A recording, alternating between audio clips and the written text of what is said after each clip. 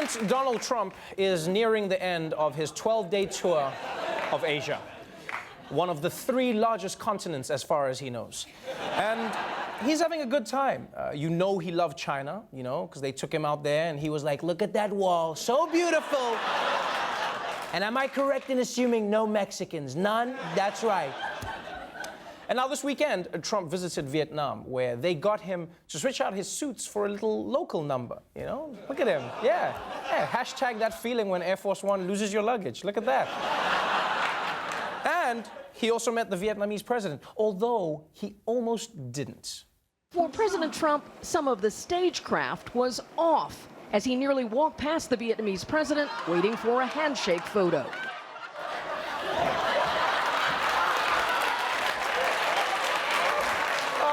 Donald. What the hell, Donald? Come on, I know you're used to avoiding Vietnam, but this is ridiculous. Like, look at him. Donald Trump has the navigation ability of a Roomba that sucked up a penny. What is he doing? Nothing says you blew off the briefing books, like not recognizing the president of the country you're visiting. And meanwhile on this trip, tensions with Kim Jong-un loomed over the entire excursion. And it didn't help that North Korea released a statement calling Trump an old lunatic. And Donald Trump was like, I've got 280 now. Moments ago, President Trump openly mocked the leader of North Korea. This is what he wrote. Why would Kim Jong-un insult me by calling me old when I would never call him short and fat? Oh, well, I try so hard to be his friend, and maybe someday that will happen.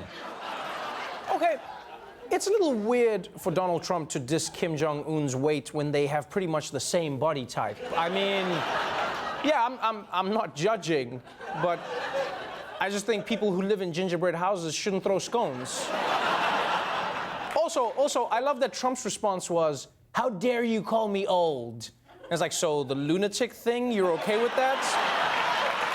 You don't mind at all?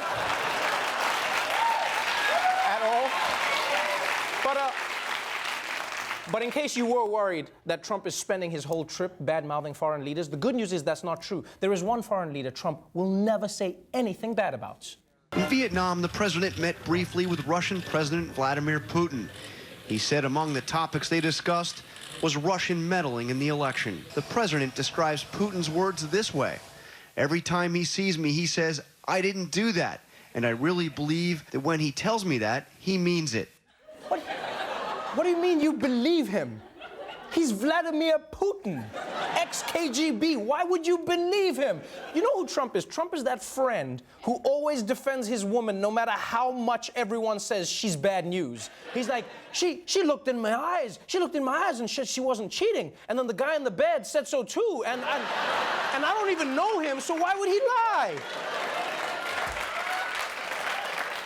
The problem with believing Putin is that the U.S. intelligence community, including Trump's own CIA chief, is certain that Russia meddled, right? So Trump's statements only brought more questions. Could you once and for all, definitively, sir, yes or no, say whether or not you believe that President Putin and/or Russia interfered in the election? What I said there is that I believe he believes that, and that's very important for somebody to believe. I believe that he feels that he and Russia did not meddle in the election. As to whether I believe it or not, I'm with our agencies, especially as currently constituted with their leadership. I believe that President Putin really feels, and he feels strongly, that he did not meddle in our election. I still don't know what Trump believes, but he definitely knows the word believe. So to sum up, Trump says he does believe that Russia meddled, but somehow thinks Vladimir Putin had no idea about it. Really? Although I guess to be fair, I feel like if you said to Donald Trump, Mr. President, it's absolutely crazy to say that a leader of a global superpower has no idea what's going on in his own government, he would be like, it's not so crazy, believe me.